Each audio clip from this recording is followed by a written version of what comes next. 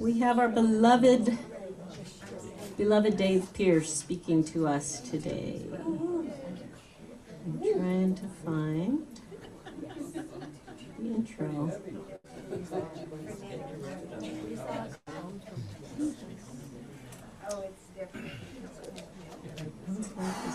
Let's see. Okay. Dave has been very active and a longtime member of Taos Community of Love. He didn't want the chair, Zach. He's going to stand. He enjoys living at the Taos Enchanted Village, where he loves interaction with the residents and finds a great many wonderful and talented friends. He used to run a unity circle in Florida, right?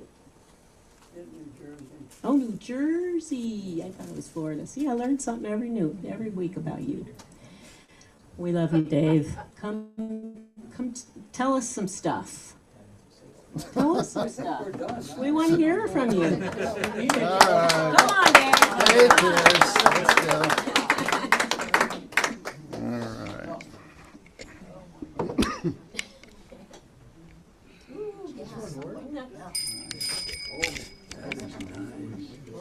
That's very good. Woo!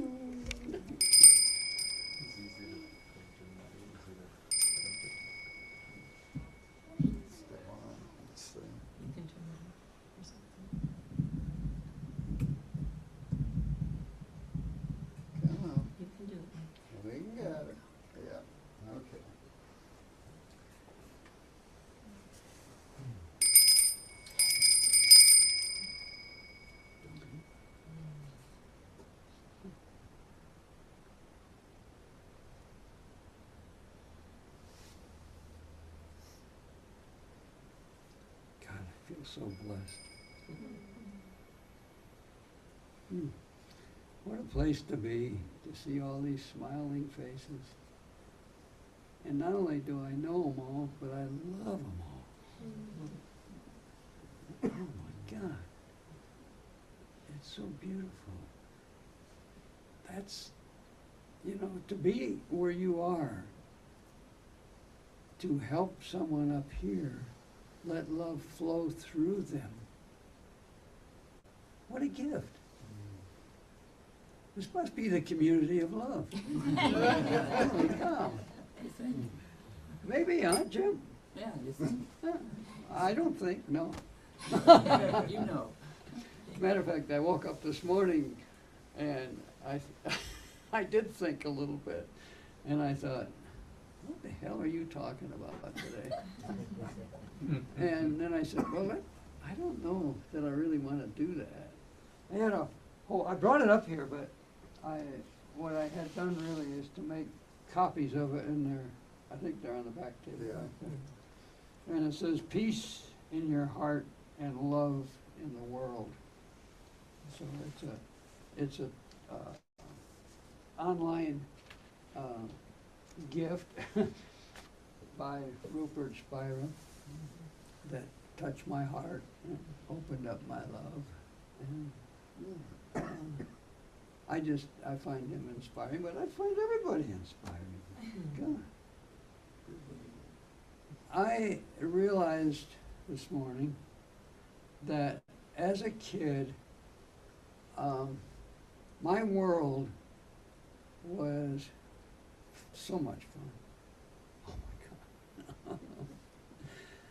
I had a situation with my mother who didn't think she was going to have children and had me first.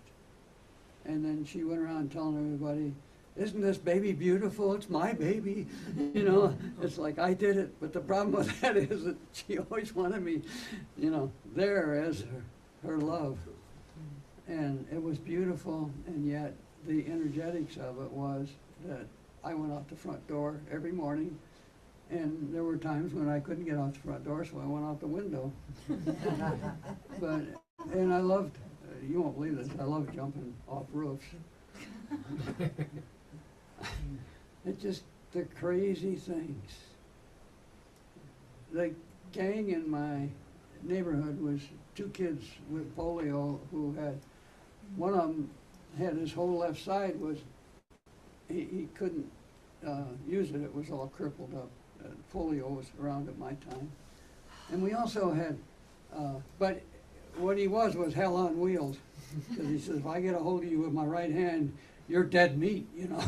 I mean, and we had to watch him because he really meant it.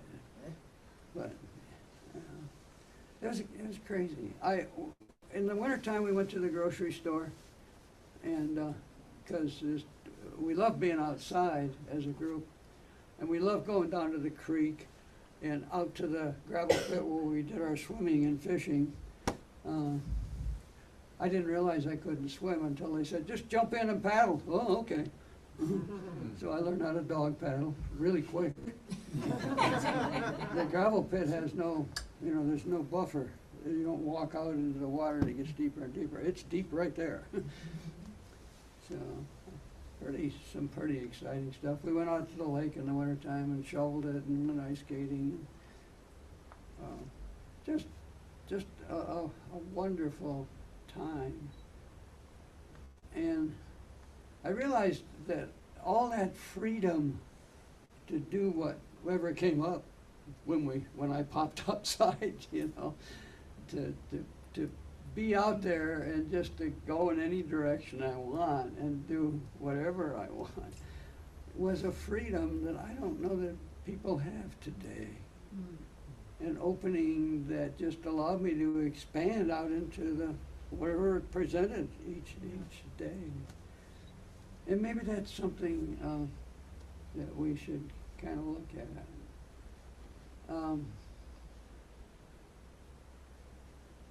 I grew up, got a job, got married, had a couple children, and my wife she was born in Washington, D.C. Her father was the head doctor at the hospital center in Washington, D.C. He was quite a known medical man. And her mother was hell on wheels, and unfortunately it made it very difficult for their two girls. So anyway, we got married in the Washington Cathedral. Can you imagine that difference between someone who feels free out in nature and then the Washington Cathedral with a big, her dad was Jewish, and all these people were, at the wedding I was just overwhelmed with this place to be. I didn't understand where I was or what was happening, basically. But I mention her because she got breast cancer in her 40s, and she was really struggling with life. It metastasized, went throughout her whole body, very painful. I can remember taking her to the grocery store when she got out of treatment. I was working full time, about 50 miles from where we lived. And we had the two kids, which were 15 and 17. And it was quite an active life. I carried her down the stairs to get her out of the house because she couldn't walk downstairs, and went into treatment. It really was a responsibility, and I still went to work every day and did what I had to do, because that's the way I grew up. You did what you had to do.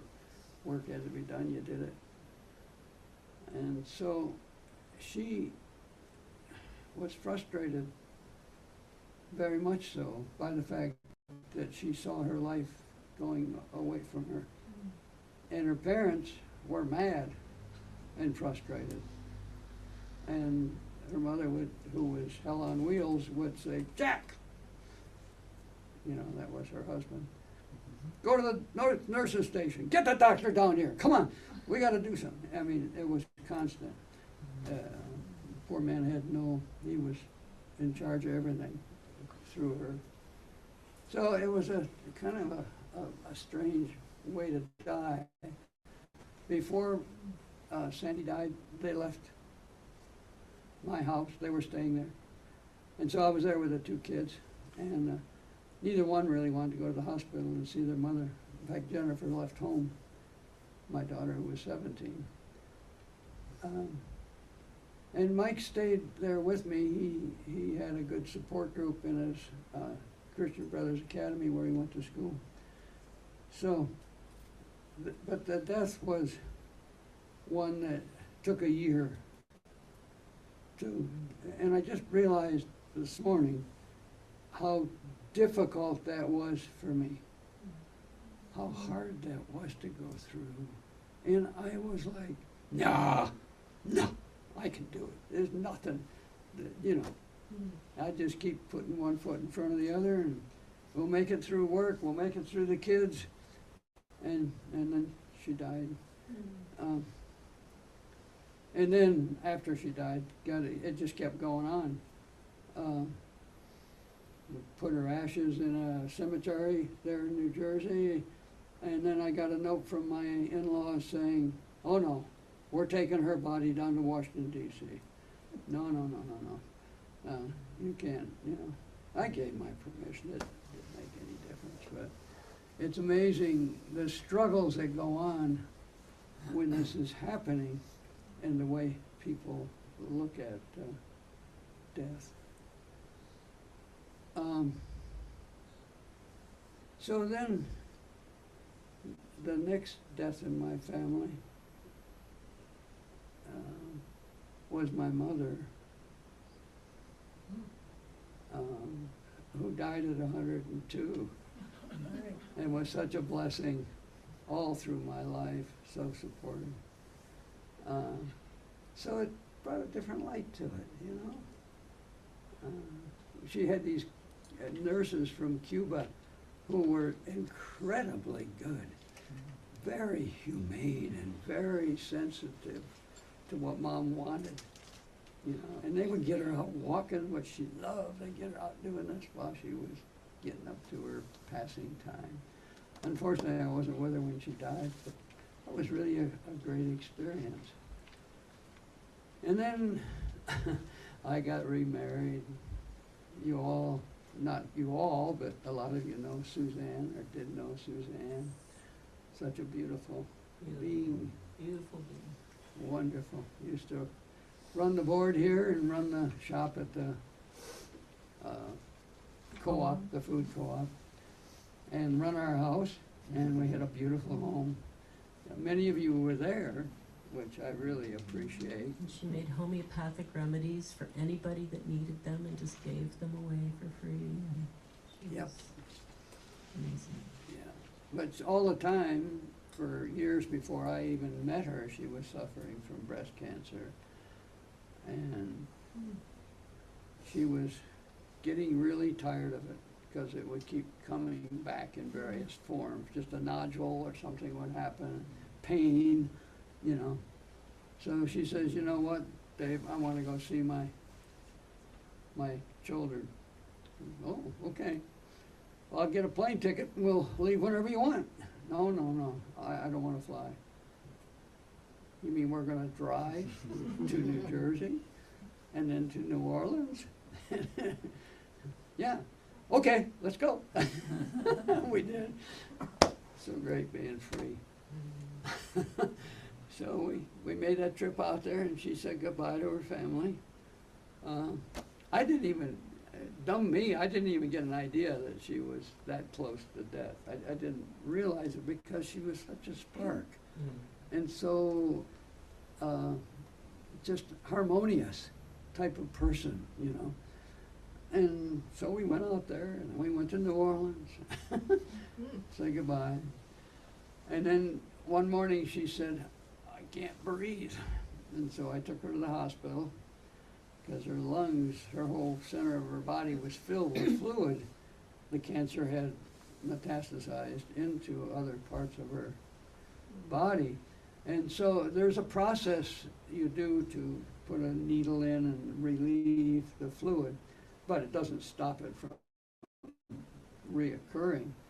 So the physician in the emergency room just said, well, you know, we don't do cancer treatment here, so I suggest you go wherever you want and get done what you want. And she said, no way, I'm not going to get any treatment. yes, this is my destiny. I'm going home. And she came home. And what a beautiful time for us together. 7 days, hardly talking to each other. She didn't eat or drink, and she just let go. And it was so beautiful. It was so beautiful. And then, about a month ago or so, a man in my group at the village, we are speaking where I live, who had come into the group early, and he was a beautiful man. I love this guy. He was 94 years old, and he had a caregiver with him. He needed a walker to walk. And we were talking. I thought I was going to be presenting in this group about how we die, you know, because I had some experience. No, the group really didn't want to do that, and he was the leader of that process. He said, "Listen, I don't want to talk about death. It's up to my kids. I have 4 beautiful children, and they will decide what happens to me when I get to that point." Oh, okay, Bill. We'll do it that way. That's fine. And then the group began to open up more. Now they lead the group. I don't have to lead it anymore. It's a beautiful group. And Mimi comes to join us once in a while, and Alice comes every time. Thank you very much. It's a beautiful group. It was fascinating. One day, he said to his caregiver, Susie, who also came to our group, Bill said, "Okay, I'm gonna die. And I'm gonna do it right now. I'm going to make the arrangements, and I'm going to do the New Mexico thing, which is allowed. Call the doctor, go to the doctor, get the whatever you need, and the hospice doctor for the hospice people, and we'll set this thing up. Call the kids, you know." I mean, he went through it, and in 30 days, that man died with all his family around him in such a beautiful way.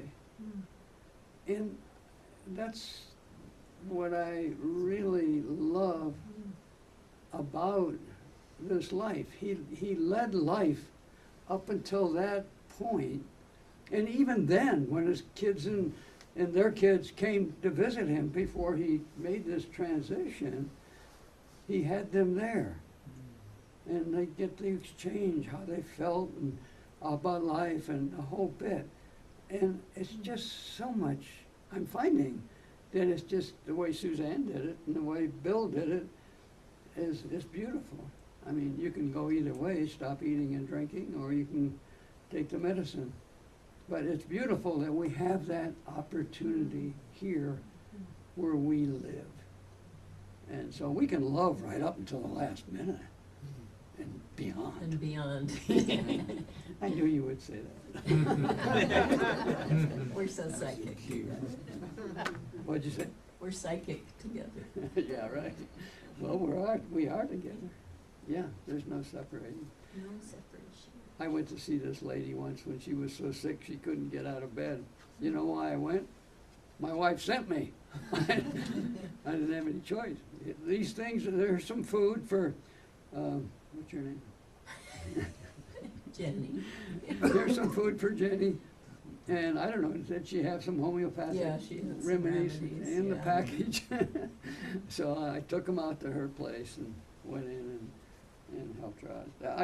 I was the errand runner for Suzanne and had a lot of fun doing it. And by the way, when did I get this card? Was this after Mike died? Maybe. I'll read it to you and you'll know, Mike, because you gave it to me. Mike does this, and I just want to acknowledge him. It says, "Dear Dave, hope you can feel all the love and support being sent your way." Absolutely. With deepest sympathy, with love and blessings, Taos Community of Love. May you find strength from the love and care that surround you, comfort and the memories of all you shared, peace as you move forward with your loved one in your heart. Thanks, Mike. What a gift. This guy is incredible. So I didn't mention Mike, but somehow Mike, my son, I'm still processing that, as Judy would say. I don't know what is going to come of it. Oh, thanks. Technical adjustment. So I've arranged a get-together with Mike's wife and my twin granddaughters, their daughters, in Lake Tahoe in the first week of August. And I'm flying out there, and we're gonna be together. And I really, I mean, I have no expectations except for myself. What I'm asking for is to open up the flow of grief, because rather than, I feel myself not totally grieving for the loss of Mike.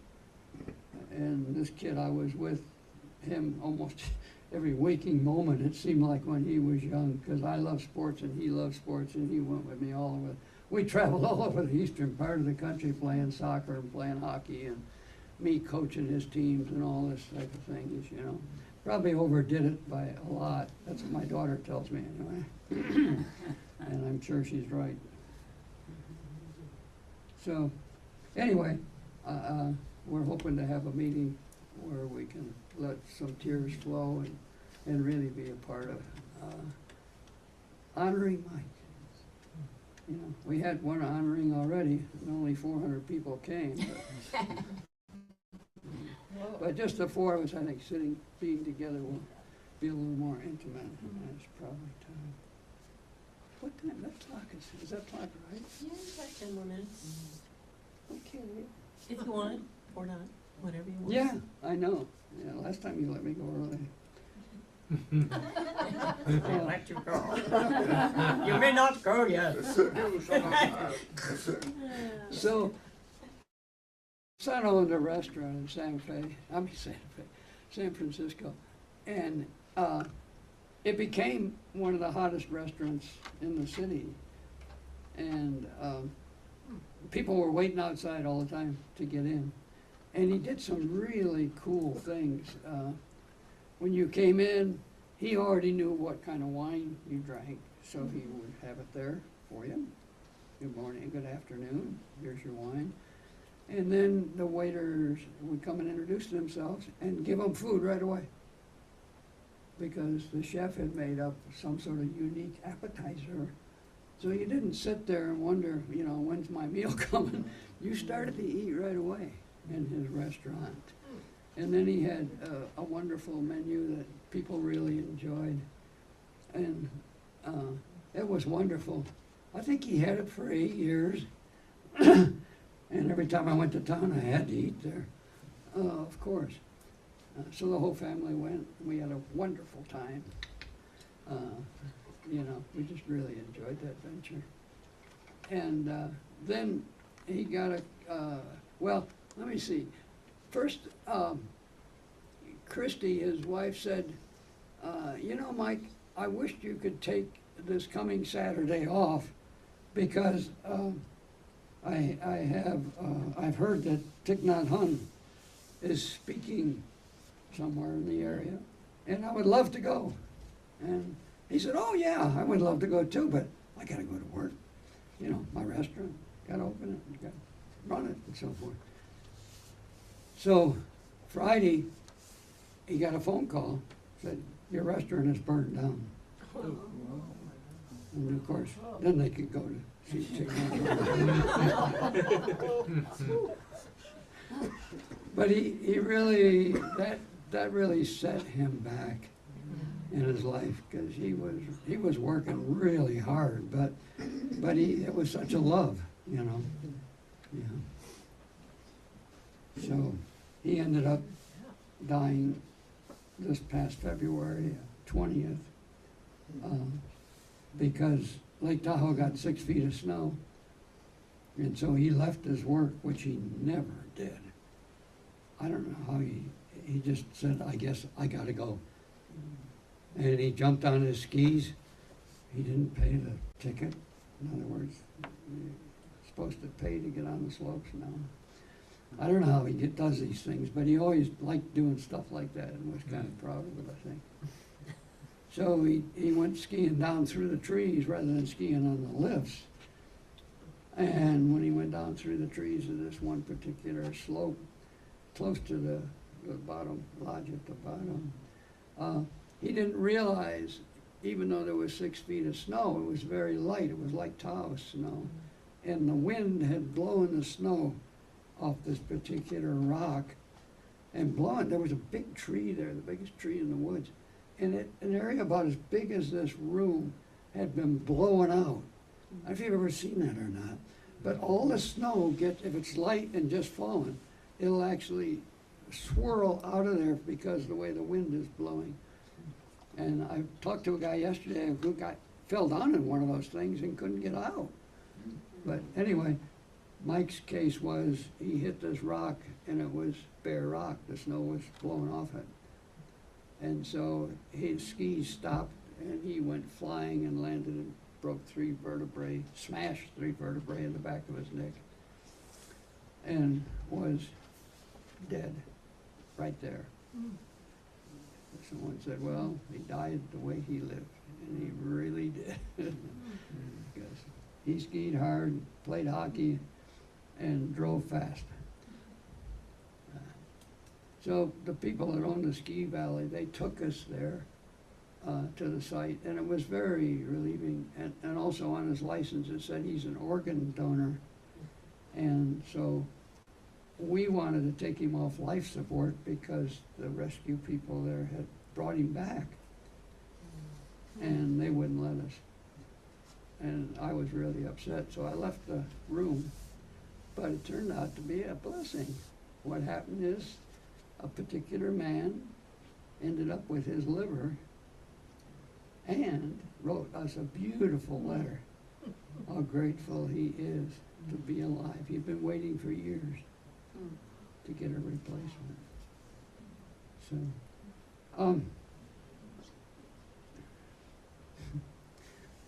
it's fascinating, this dealing with the dying and thinking of my own life. And I'm looking forward now to the time when I'm dying, more faster than I am right now. You know? I'm just losing my hearing and my sight and various other functioning abilities. So it'll be a little while longer maybe. I don't know. But I'm looking forward to it. So this thing that Christy put on the program, this is the program for Mike's celebration, life celebration. So, and this was what she got from Thich Nhat Hanh. This body is not me. I am not caught in this body. I am life without boundaries. I have never been born. I have never died.